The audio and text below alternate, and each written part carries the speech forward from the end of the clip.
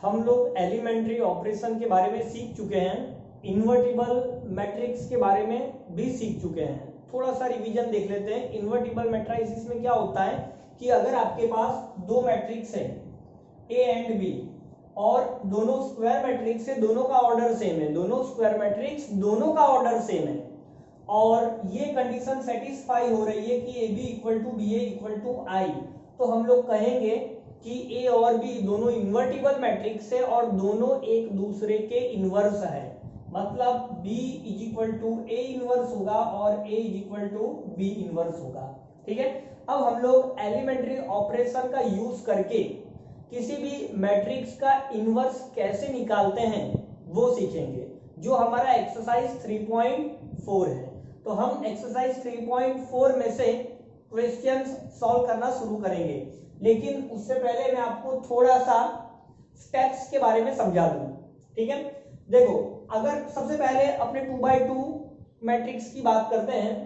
अगर मैंने आपको एक 2x2 मैट्रिक्स दिया A11 A12 21 22 और आपको इसका इनवर्स निकालना है। देखो, किसी भी मैट्रिक्स का इनवर्स एग्जिस्ट कब करता है तो उसकी कंडीशन होती है डिटरमिनेंट नॉट इक्वल टू 0।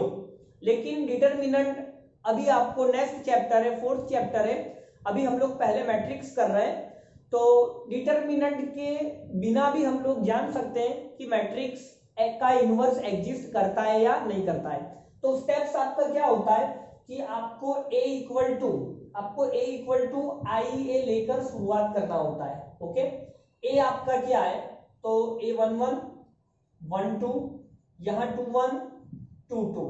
आई का मतलब आप लोग जानते हो आइडेंटिटी मैट्रिक्स, और यहाँ पर 2x2 का आइडेंटिटी मैट्रिक्स लेंगे, मतलब 1 0 0 1, और ये जो A है इसको कुछ नहीं करना है, आप ऐसे ही इसको लिखोगे। अब आपको दोनों तरफ दोनों मैट्रिक्स में एलिमेंट्री ऑपरेशंस इस तरह से अप्लाई करना है कि ये जो मैट्रिक्स है A क्वेश्चन में जो गिवन है वो आइडेंटिटी मैट्रिक्स में कन्वर्ट हो जाए। कई सारे स्टेप्स जा सकते हैं। ठीक है, कितनी बार ऑपरेशंस लगेगा उसका कोई नंबर नहीं है, कितने भी ऑपरेशंस आप अप्लाई कर सकते हो, और ऐसा करके आपका टारगेट है यहां पर आपको बस आइडेंटिटी मैट्रिक्स लेकर आना। तो यहां एलिमेंट्री ऑपरेशन लगा के आइडेंटिटी मैट्रिक्स ला रहे हो, सेम ऑपरेशन यहां भी लगाना है, तो ये भी चेंज होकर कुछ 2x2 वाली मैट्रिक्स बनेगा, मतलब B इक्वल टू A होगा। तो आप सोचो कि ये आपका I हो गया, तो BA इक्वल टू I, मतलब B जो है वही आपका A इनवर्स होगा, मतलब यही आपका A इनवर्स होगा। और ऐसा करते टाइम एलिमेंट्री ऑपरेशंस अप्लाई करते टाइम अगर आपको लेफ्ट साइड में, यहां पर लेफ्ट साइड में अगर कोई रो के सारे एलिमेंट 0 मिल गए या कॉलम के सारे एलिमेंट 0 मिल गए, तो वहां पर उस मैट्रिक्स का इनवर्स एग्जिस्ट नहीं करता है।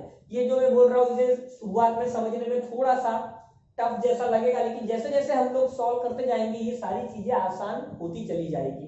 अच्छा, 2x2 मैट्रिक्स के अंदर इस A को आइडेंटिटी मैट्रिक्स बनाने का पहला स्टेप क्या है, तो सबसे पहला स्टेप आप इस A11 को 1 लाना है, यहां पर आपको वैल्यू 1 लानी है। ओके, इसके बाद दूसरा स्टेप, ये जो A21 है इसको आपको 0 बनाना है। क्या बनाना है? 0 बनाना है, ऐसे।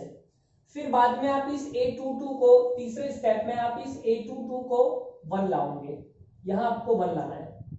और 4 नंबर में ये जो A12 है इसको आप 0 बनाना है। ओके, तो पहले इसको 1 बनाया, फिर इसको 0 बनाया, फिर इसको 1 बनाया, फिर इसको 0 बनाया, मतलब ये 4 स्टेप है 2x2 मैट्रिक्स के लिए।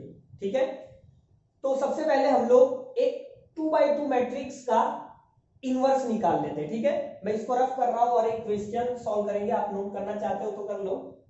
चलिए ठीक है, आगे बढ़ते हैं हम लोग।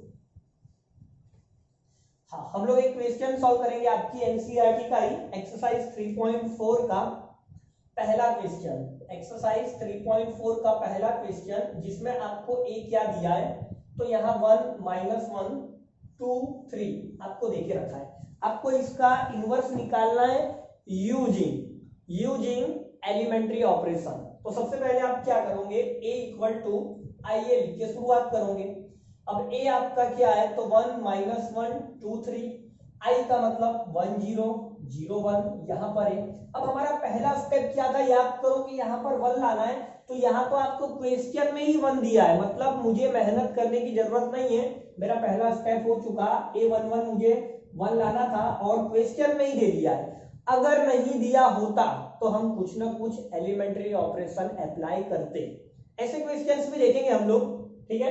अब मेरा दूसरा स्टेप क्या है, इसके नीचे वाला एलिमेंट मतलब second row first column A21 को 0 बनाना, ये मेरा सेकंड स्टेप है। कैसे मैं इसको 0 बनाऊंगा, आप देखिए कैसे एलिमेंट्री ऑपरेशन अप्लाई किया जाता है। तो सबसे पहले आप जिसको 0 बनाना चाहते हो वो सेकंड रो का एलिमेंट है, मतलब आप ऑपरेशन सेकंड रो में अप्लाई करेंगे। तो R2 implies R2 minus 2R1। देखो यहां पर जो नंबर हो वही लिख लो अपोजिट साइन करके, मतलब प्लस है तो माइनस, माइनस है तो प्लस, ये 1 बन चुका है, मतलब ऑटोमेटिकली 0 होना ही होना है। R2 आपका 2 है, ओके, तो आपने यहाँ पे 2 डाला, ये आपका माइनस 2 है। R1 मतलब ये 1 था, तो आप देख सकते हो कि आंसर 0 होना ही होना है, ठीक है। बस आपको सिर्फ इसको अप्लाई कर देना है, लेकिन दोनों तरफ अप्लाई करना है, ये बात का ध्यान रखना। चलिए, तो ये फर्स्ट रो में तो कोई चेंज नहीं होगा, ये आपका 0 हुआ। देखो R2 का मतलब सेकंड रो, यहाँ पर 3 है, तो ये 3 माइनस 2, R1 मतलब इसके ऊपर वाला R1 का एलिमेंट जो माइनस 1 है, तो माइनस माइनस प्लस होगा, 3 प्लस 2 ये मुझे 5 मिलेगा, ओके बेटा। चलिए अब आप यहाँ पर आ जाओ, तो R2 चेंज हो रहा है, तो R1 यहाँ पर भी कुछ नहीं करना है। अब R2 का मतलब 0 माइनस 2 R1, R1 मतलब 1 था, R2 यहाँ पे 0 है, 0 में लिख देता हूँ आपको पता चले, सिर्फ इसलिए R1 मतलब ये 1 है, तो ये माइनस 2 मिलेगा, तो मैं यहाँ माइनस 2 लिखूंगा। अब ये 1, R2 मतलब ये 1 है, माइनस 2, R1 मतलब इसके ऊपर वाला जो 0 है, तो इसका आंसर 1, तो आप यहाँ पे 1 लिखोगे, तो ये आपका ए हो चुका, ठीक है। आई होप कि आपको समझ में आ रहा है कि मैं कैसे सॉल्व कर रहा हूँ। चलिए इसके बाद का स्टेप मेरा क्या है, अब मेरा टारगेट है इसे 1 बनाना। तो इसे 1 बनाने के लिए आप क्या करो, 5 से डिवाइड कर दो, आप R2 में चेंज कर रहे हो, तो आप R2 implies R2 divide by 5, 5 से डिवाइड किया तो ये 1 हो गया। तो क्या चेंज हुआ देखिए आप, 1 माइनस 1, ओके, तो 1 माइनस 1 ये 0, और ये 5 कैंसिल हुआ तो ये 1 हुआ, इज इक्वल टू यहाँ पे 1 0। अच्छा, इसको भी 5 से डिवाइड करना पड़ेगा R2 में, तो माइनस 2 के अपॉन में 5 और 1 के अपॉन में 5, और ये आपका ए हो गया। डन बेटा। चलिए यहां तक आप लोगों को समझ में आ गया। अब देखिए क्या करना है, अब मेरा टारगेट है इसे 0 बनाना, ये तो बहुत आसान दिख रहा है, आप इस 1 को इसमें ऐड कर दो, सिंपल, मतलब आप R1 implies R1 plus R2 कर दो, सिंपल, क्योंकि ये दोनों को ऐड करता हूं, इन दोनों का एडिशन ही तो 0 होता है, 1 माइनस 1 0, सिंपल। R1 चेंज हो रहा है, देखो 0 को 1 में ऐड करोगे तो 1 ही मिलेगा, 1 को माइनस 1 में ऐड करोगे तो 0 मिलेगा, ये आपका 0 1, ओके बेटा। अब इसको ऐड करो, मतलब 1 माइनस 2 बाय 5, 5 1 जा 5 माइनस 2, तो ये 3 बाय 5, 1 बाय 5 0 में ऐड करोगे तो सेम नंबर, R2 में तो कुछ होने ही वाला नहीं है, मतलब माइनस 2 बाय 5, 1 बाय 5 और ए।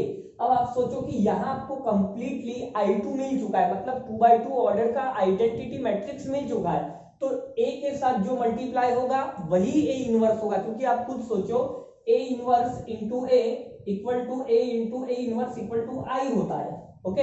अब ए इनवर्स इंटू ए करो या ए इंटू ए इनवर्स करो, वो आइडेंटिटी मैट्रिक्स मिलेगा। तो ए का किसी मैट्रिक्स के साथ मल्टीप्लाई आइडेंटिटी मैट्रिक्स दे रहा है, तो इसका मतलब 100% ये उस मैट्रिक्स का इनवर्स है।